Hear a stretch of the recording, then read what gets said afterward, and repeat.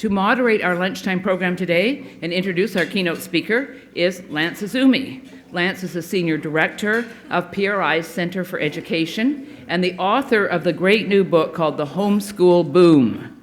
Some of you may think that it's unusual to have our education scholar moderate a program on public safety. You may not know this, but Lance started his career as an LA County Deputy District Attorney. Fortunately, he left that and came to PRI and is in education. So he also worked for U.S. Attorney General Ed Meese in the Reagan administration and for California Governor George Duke Machen, himself a former state attorney general. Please welcome to the podium Lance Izumi, who will introduce our speaker.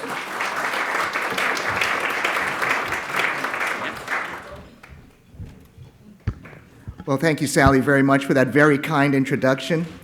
You know, first of all, excellent opening remarks, Sally. I think that was a great way to start off this terrific day that we have in store for everyone.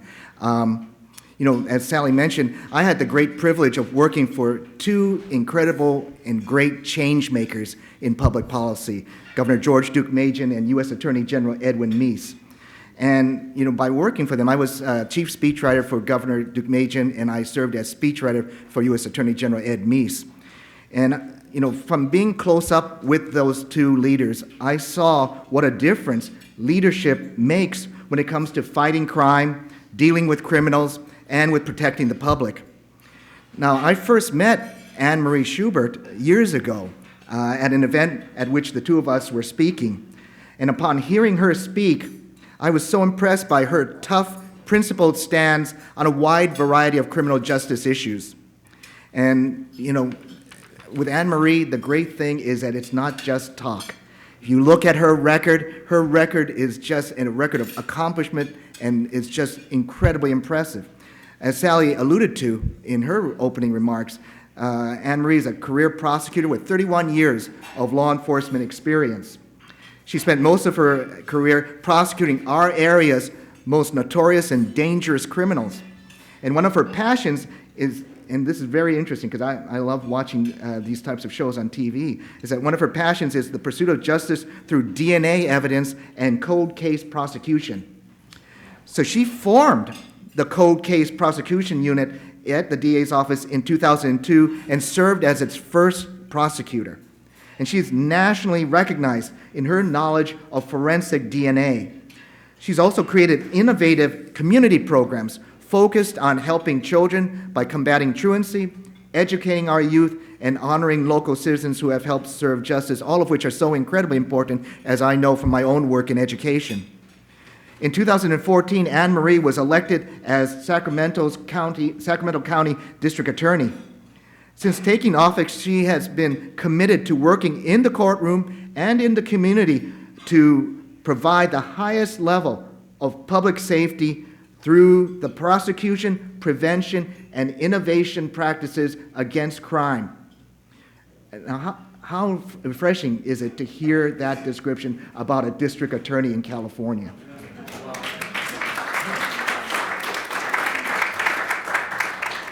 In 2018, she gained national attention, again, as Sally alluded to, for the use of innovative DNA technology to crack the Golden State Killer case. And most recently, she has cracked down on EDD fraud, which has resulted in an estimated $20 billion in fraudulent employment payments being made statewide since the start of the COVID-19 pandemic. We're so pleased to have her as our keynote speaker for this year's California Ideas in Action Conference. So please join me in welcoming the Honorable Anne Marie Schubert.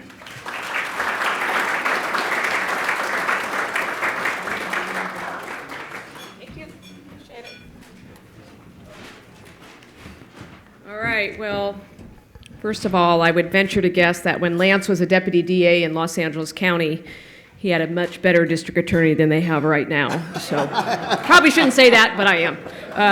All right, so I'm going to try not to depress you all and try to keep this optimistic about where we kind of stand right now in California. But before I kind of talk about what I would say is the landscape of what's happening, which you all know, I want to tell you why I do this job. I've never done anything else in my professional career. I graduated, I went to law school, I'd probably say for the wrong reasons. I just wanted a job when I was done. I never really thought about this world of criminal justice. I had no exposure to it. I grew up here in Sacramento, come from a big family. So I go off to law school, and halfway through school I interned for a judge in San Francisco. Her name was Lucy McCabe. She was a hoot, and she represented Jefferson Starship in her days. But she was assigned a criminal, and I'd never in my life had any real exposure. And I fell in love with this concept of public safety and advocating for crime victims' rights. And I never looked back. Passed the bar in 1989 and started my career in January of 1990. But it's really, really important when I talk about public safety and we talk about what's going on in the state that people understand the consequences of crime. And most people, we hope, are not ever going to be the victim of a violent crime. We hope that never happens. But to understand why we are so passionate, why I do this work, why people like Lance did it in his younger days, you have to understand why. So for me, before I was elected, I spent about 25 years in a courtroom. I loved it. A couple years before the Golden State Killer was arrested, and for those of you from Sacramento, we're just going to call him what he was, East Area rapist. But before he was arrested, before the idea had even come up about how are we going to solve this crime, I met a number of these family members of the murder victims. Remember, he killed 13 people, brutally raped many of them, brutally raped about 50 women in Northern California. And I met about 2 years, 2016, I met a woman named Debbie Domingo. Debbie's mom, Sherry, was one of the people that was murdered in Santa Barbara. She was horribly raped and murdered. I met Debbie. And little did I know that the night that her mom was killed, Debbie was 15 years old, and the last conversation she had with her mom was an argument. And so for her, she lived through that last argument as being her last conversation. And Debbie would tell you to this day that it changed her whole life. She at one point became drug addicted, she became homeless, she lost her relationship with her children. And at one point, as she says, God whispered in her ear, and she changed her life. Fast forward 40 years, the consequences of that crime are very stark to her. When the Golden State Killer was convicted and sentenced, we spent about a week over here, a couple blocks from here in a courtroom, listening to people about what the consequences of the crimes were. And there's things for me I'll never forget. For instance, one of the rape victims told the judge, I became a teacher because at least I wasn't afraid of children. Another woman who was an avid water skier said, I never water skied again because he told me that he had seen me at the lake when I was water skiing. And so for me, and for anybody, whether you talk law enforcement, police officers, prosecutors, everyone will tell you their own stories about the consequences of crime. So I always try to come from that perspective, because if we're going to have big public policy conversations about how we're going to let 76,000 people out of prison early, or how we're going to release 30,000 since COVID started, then we have to always balance that conversation, because it's not balanced right now. We must balance it with the impact of crime on the human beings and the toll that it takes. And so for me, I am so proud of the profession I was lucky enough to find. And with that being said, I will say this, and I don't mean this to sound depressing, but it is true. Pretty much every dinner party, maybe it's just because it's me, every dinner party or cocktail conversation seems to revolve around three things: the increase in violent crime, the rampant homelessness, drug addiction, and mental health problem, And where are you going to move when you leave California? It's true. I mean, it is a true statement. And so the question is how did we get here? Because we are at a tipping point in the state. Some people think we've already gone over the edge. I'd like to believe that we have the greatest state in the country. It is the most beautiful. We are the most compassionate. We have the most knowledge, but we also have some very large problems. I read an article, something to do with homelessness last week, and somebody said, we can't use a Band-Aid anymore, we need stitches. In my opinion, we can't use a Band-Aid, we need major surgery. And so the question becomes how did we get to this place and how do we recover from it? And so I look at it, I mean, the crime issue, there's a lot of ways. You can look at what's going on in San Francisco and Los Angeles, and we are seeing what's going on there mirrored in the building over here with the legislature and the bills. We are watching the dismantling of the justice system and really the abandonment of crime victims' rights. And I could depress you all day about the different kinds of things that are happening. But my point is that we need balance. If we're going to have rampant illegal guns on the streets of our communities across California, we have to hammer people that are felons that are using those guns to harm other people. And right now, that's not what we're doing. We're letting them out of prison, sometimes as little as maybe 25% of their sentence. That's why, as some of you may know, our office and many other DAs across California is suing the Department of Corrections over what we call the regulations, because they are basically rewriting the sentencing laws from an administrative branch or executive branch as opposed to the legislature. So incredibly proud of that. So how do we get a handle on it? We have a good public policy attorney general. That would be a good start. We address what's going on in Los Angeles and San Francisco. If you're watching, 3 people got booted off the school board 2 days ago, right? Right? The quote-unquote district attorney in San Francisco, who my friend calls the imposter, is subject to a recall in June. And I'm hopeful that that happens because what he's doing is destroying that city. We have a district attorney, quote-unquote, in Los Angeles County who on his first day in office dropped a nuclear bomb of everything that he's going to do to help the inmates as opposed to the crime victims, to the point that over here in Folsom State Prison, one of the inmates out of Los Angeles serving time for murder was caught on a video with I know you're all shocked, but they have cell phones in prisons even though they're not supposed to, but caught on a video toasting how he's going to get out because of the new DA in Los Angeles. That is not the way our justice system works. And in places like Los Angeles, you essentially have 2 criminal defense lawyers and no district attorney, and that is a recipe for disaster. We have an adversarial system, and that's not happening. So crime is a big issue. The second one, which everybody talks about every day, is what is going on with the explosion of homelessness. And one only needs to read the papers of what happened here in Sacramento and the charging that we just did of an individual who's now charged with kidnap, rape, other sex crimes, of a young lady who decided to go on a walk to the river here in Sacramento by a transient. One only needs to drive to the corner of Fair Oaks and Howe and ask yourself, what in God's name has happened here? And the question becomes, how did we get to this place? Because we have over 2,000 people, transients, living on the Parkway. How did we get there? We got there through a number, as I call it, a tsunami of things. Prop 47.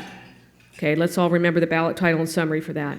Prop 57, which has allowed for the early release of people that beat women, rape women, assault people, because they're considered nonviolent under the penal code.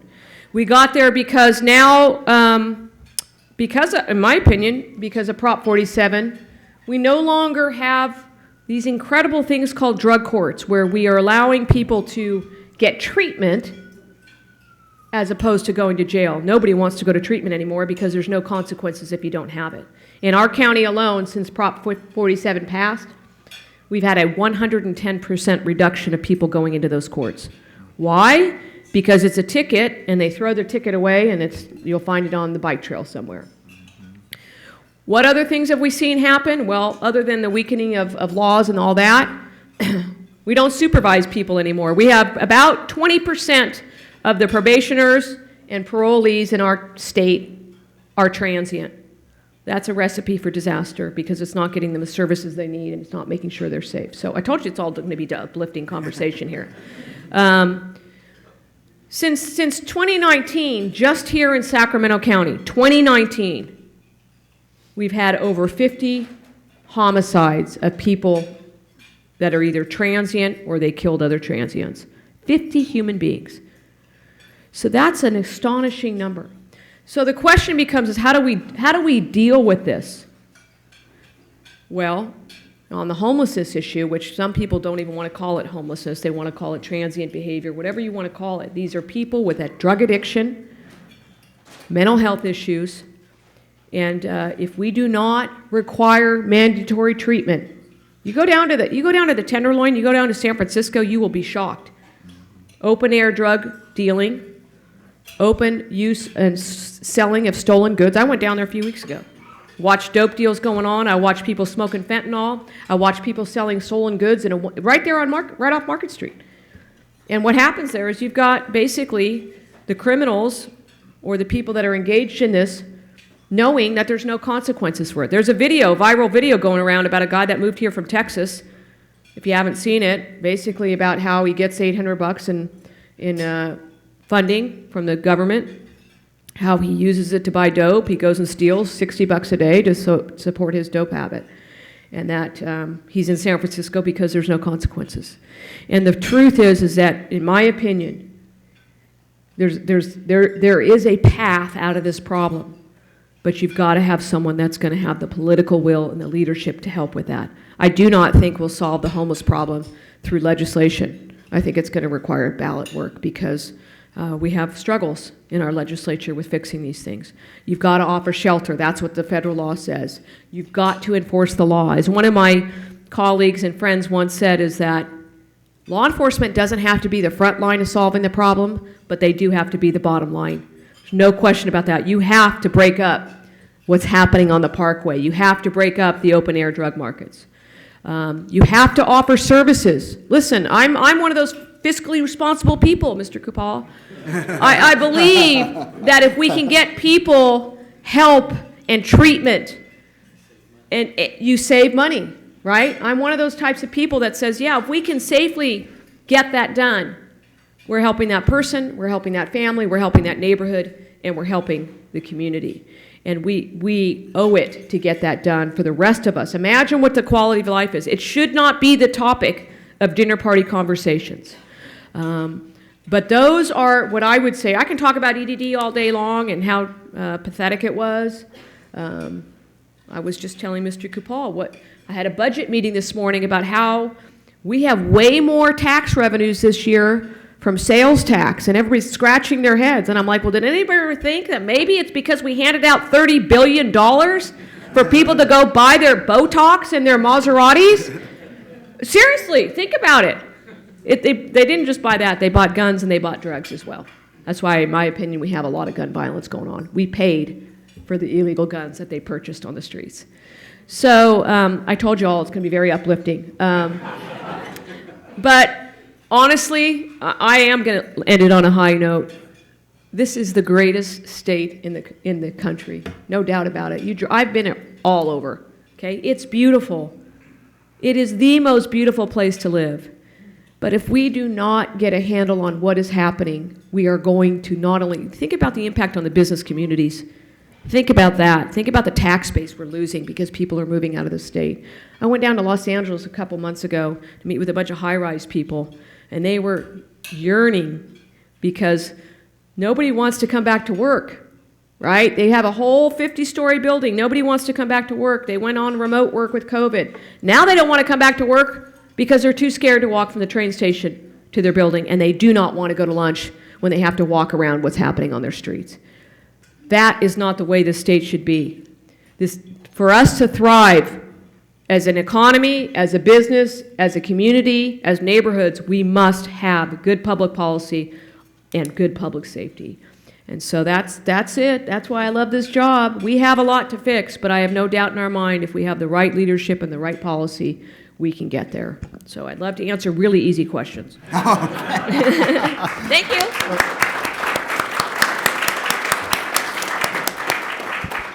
Did I go on too long? No, you were perfect, as usual, District Attorney. Terrific remarks, really, and I think certainly something that all of us here, everybody in California needs to hear that from somebody who occupies your position, because we're so used to, unfortunately, on the news, hearing something very different from many big city or big county district attorneys. So I have a few questions here that I'm going to follow up with. I want to encourage everyone here. I believe Tim Anaya has mentioned that there are cards and pens on every table. So if you have a question, please write them down, and then we'll do our best to answer them in the 15 minutes or so that we have for Q&A. I will also mention too, Anne Marie, that when I was in the LA District Attorney's office, Robert Philibosian, some of you remember, was the District Attorney of Los Angeles County at the time. Bob Philibosian would not recognize the District Attorney's office in LA County right now. And so, and that is a tragedy. So let me start off, though. You mentioned Prop 47. Right. And so, one of the things that we've seen, it's been played all over local and national news in California, is the recent crime spree of these brazen, organized shoplifting and thefts from trains that are going on. So, the shoplifting has been going on for years, but the merchants now are giving up on reporting them. Right. And in some cases closing their stores because of it. And you mentioned Prop 47, which reclassifies certain felonies as misdemeanors, and which is being criticized for taking away the prosecution's ability to charge shoplifting as a felony. Right. So could you address this specifically, and what do you think that California needs to do in order to address this crime wave that we're seeing at the retail level? So I say this and I mean it. Prop 47 was the biggest con job in California history. The alleged intent behind 47 was let people that steal have drug problems, or people that have drug problems tend to steal to support their habits. That may be true. And there was a lot of promises made to the voters about how many hundreds of millions of dollars we're going to save. I will tell you this, the last time I checked for Sacramento County, we've gotten $0 from those savings. So I think there's really two kinds of categories of people that are benefiting from 47. Seriously drug addicted people, okay? They are, you just look along the river, okay? Their camps are filled with bikes and everything else. Those are, maybe I'm negative, but mostly stolen goods, okay? They have to support their habits, okay? There's a class, there's people that have major drug addiction, mental health they're benefiting, because what 47 did was it reduced all theft, virtually all theft, to misdemeanors, meaning that there's almost no consequences. They get tickets now in the field, and really what's happened with the retailers, to a large extent, is it's not even being reported. So the latest spin by some policymakers is, well, the prosecutors need to do their job. I'm like, are you really? Really? You don't think we're going to prosecute people if we can? You don't think law enforcement's going to do what they can if they had the tools? We don't have the tools. We can't get people into those drug courts. The second class of folks, in my opinion, under 47 are just the thieves. The thieves that are just, as you see them on the videos, the thieves on the Union Pacific. Look at the images. You honestly think that all of those thefts were reported? Don't ever forget that just because crime is down doesn't mean it's not. It doesn't mean it's all reported. Okay, that is a fact. I go into the stores, and maybe it's just because I'm used to this. You spend enough time in there. You spend enough time, you're going to find it. We should not live in a society where Walmart should have to pay $1 million to have somebody stand outside their store every day to protect from theft. So what can we do about it? 47 was written very strategically. It's going to most likely take a ballot initiative. Now, would I like to think our legislature is going to pass some kind of bill this year to give us what we call a serial theft back, so that you can start prosecuting people at a higher level? I'd like to hope that. May not happen. So it may be that we have to do another ballot initiative. I think the appetite is there. Myself and Assemblymember Jim Cooper ran a bill, and a ballot initiative, Prop 20, a couple years ago, that would have fixed some of the stuff, but we got trounced by the money. So that's great. Let me do a follow-up and do one other question, and then we'll go to the questions from the audience. But as a follow-up on Prop 47, I mean, one of the things that has been mentioned is the fact that gun crimes, that if you have a gun that is worth less than $950, and, right, it's... I think they changed it. I think it's still a felony, though. Is I it think still- initially it was, and then I think, I'd have to look on it, but. Okay. but- Well, Yeah. let me then go on to an issue that I think a lot of people here in California are very concerned about, is the continuing gang problem that Right. we have. And recent reports from the federal government show that gang violence is again on the rise, and voters, back, passed Proposition 21, Right. which allowed prosecutors the discretion to charge juveniles as adults in the case of violent crimes. And this was one of the things that helped prevent surges in violent crimes. And so I'm wondering, given the recent case law and some legislation that worked to prevent this, what are your thoughts about how to rein in gang violence and the growth of gangs here in California? Well, there's two parts to it. There's prosecution and there's prevention. And, why do people end up in gangs? Probably because their family life is not so great. And so we have to do better. People, listen, 85% of our prison population is comprised of people that dropped out of school. That's what it is. And we have to do more. The way to get out of that, to get out of the gang life, is mentorship and all that. That's the prevention side. But on the prosecution side, we have seen really the gutting of our tools on accountability. I mean, in Los Angeles County, this is why some of these races that are happening, whether it's the AG, whether it's recalls, are so critical, because in Los Angeles County, the DA down there has decided to be the legislature in addition to being the district attorney. So he has basically said, I will never. So let's say a guy goes out, he's a part of a hardcore gang, and he mows down a family, and he kills an innocent 12-year-old, and it's a gang crime. He will never file a special circumstance, which is the law says, okay? He will never file the gang enhancement, which is what that tool came from, the Prop 21. He will never, up until like 2 days ago, said he would never try a juvenile in adult court. So you could have a 17-year-old person that's a horrible child molester or horrible gang member who kills a bunch of people that's going to get out at 25. So we have to have two sides. I'm one of those people that believes 100% we're safer as a community if we get in and prevent crime on the front end. I'm also one of those people that says that if you commit violent crime, you're going to prison. That's just the way life is. So, sorry. No, that's, I think that most people believe that. So in terms of the Attorney General, and I'm not going to go to some of the questions from our audience, so in terms of the Attorney General, well, how can the state Attorney General affect local elected DAs and their policies and their go-slow enforcement of some laws that are on the books? So the Attorney General basically has the constitutional authority to step into any DA's office. So I'm not like a control freak here, but if the DA is not doing their job, and I am lucky enough to get the job as the AG, you can rest assured, and he's still the DA, that I'm going to go in and make sure he does it for him. So for instance, when Gascon came into office, he dropped a bomb and said, I'm never sending a prosecutor to a parole hearing, ever. The only thing I will ever do is agree to let him out. I'm like, dude, you're on the wrong side of the aisle here. But from a practical point of view, what that means is that mothers, fathers, brothers, sisters that want someone to speak for them at a parole hearing whose loved one was murdered, they're by themselves. And so I've made it very clear, oh no, if you don't do that, I'm going to go do it for you. In Los Angeles County, it's the biggest DA's office, I think, in the country, 1,000 lawyers. They have a union. Because they have a union, they were able to sue their boss. So that's what's happening, and what's happening in San Francisco is similar, but their lawyers they're at will, so they get fired if they decide to take on their boss.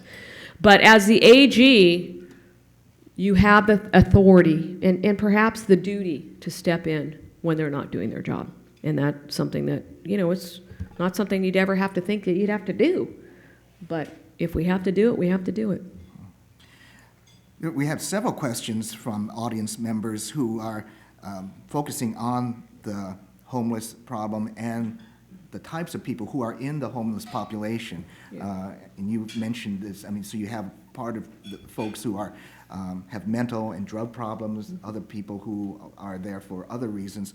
But for those, for example, who are suffering mental and drug issues, how do you really get them to receive the services that they really should be receiving in order to address the problems that they have?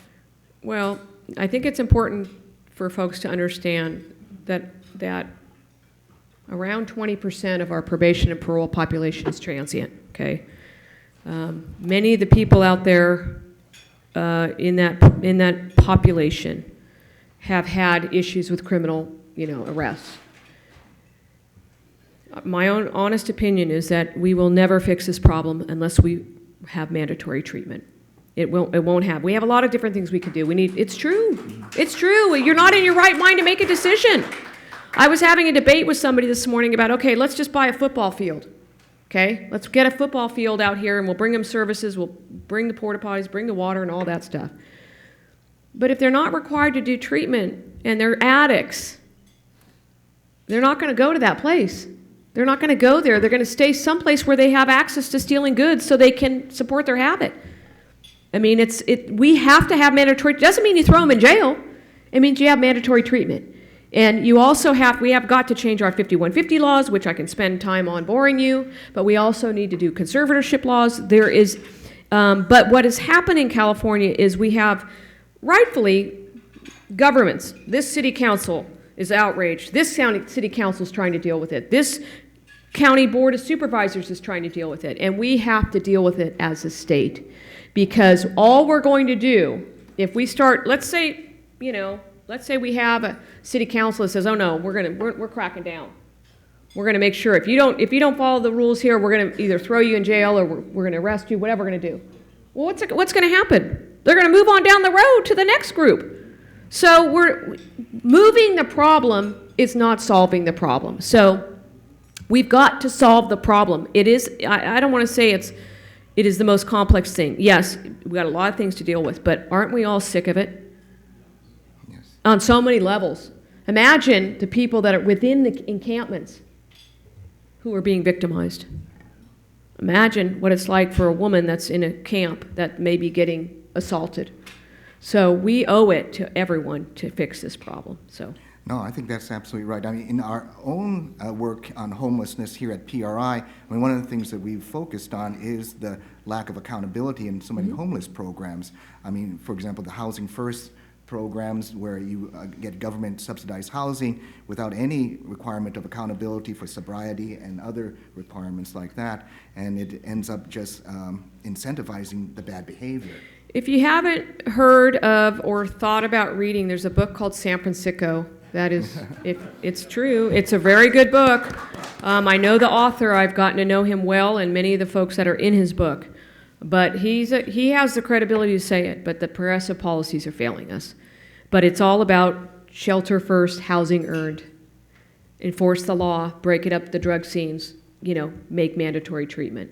And let's not forget, I mean, people are being, one of my colleagues who just retired from our office about 2 years ago, he walks on the bike trail. He walks all the time. Some guy just random came up to him and beat the crap out of him, no reason. And it's like, and look at what happened allegedly. I mean, this is a pending case, but, it was reported in the paper, a woman putting her kids in the car. Right. I mean, this is this, somebody asked me the other day, would you go down to the Parkway? I'm like, are you asking me? No, I would not go down to the Parkway. And that's not the way we should have it. 9% of the Parkway was burned last year in a 2-week period of time by fires. So anyway, I know it's really depressing, but.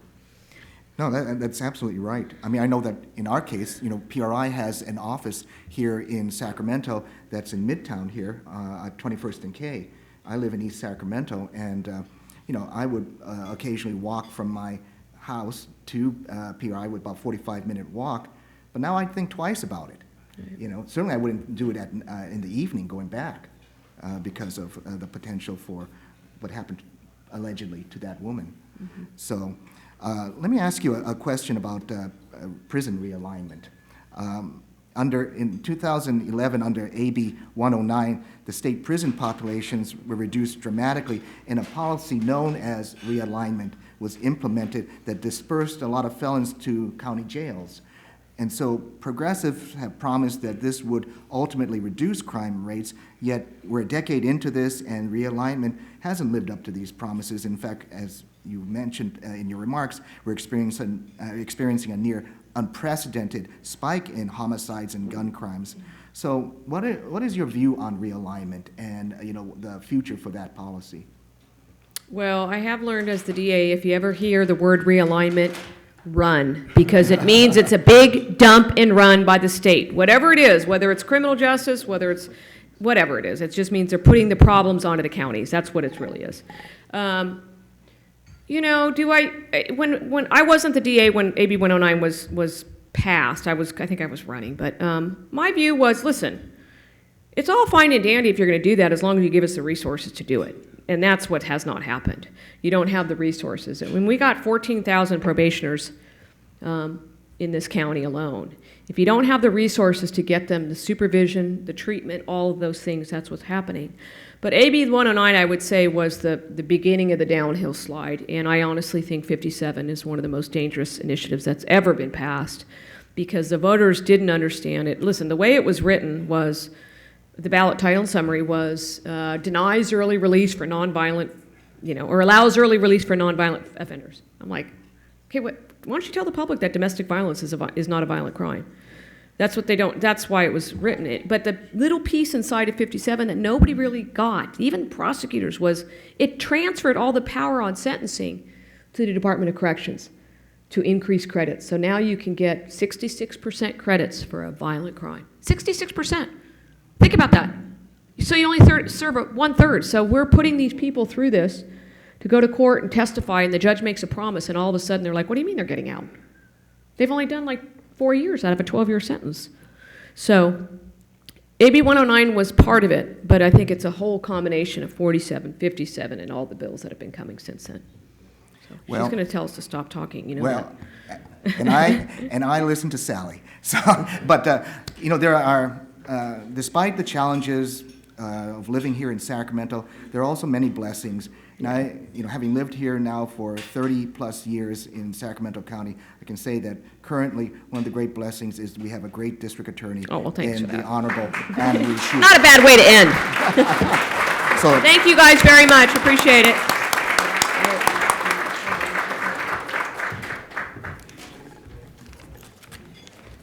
Well, thank you so much, Lance, and that was terrific, Anne-Marie. We're so grateful for your talk.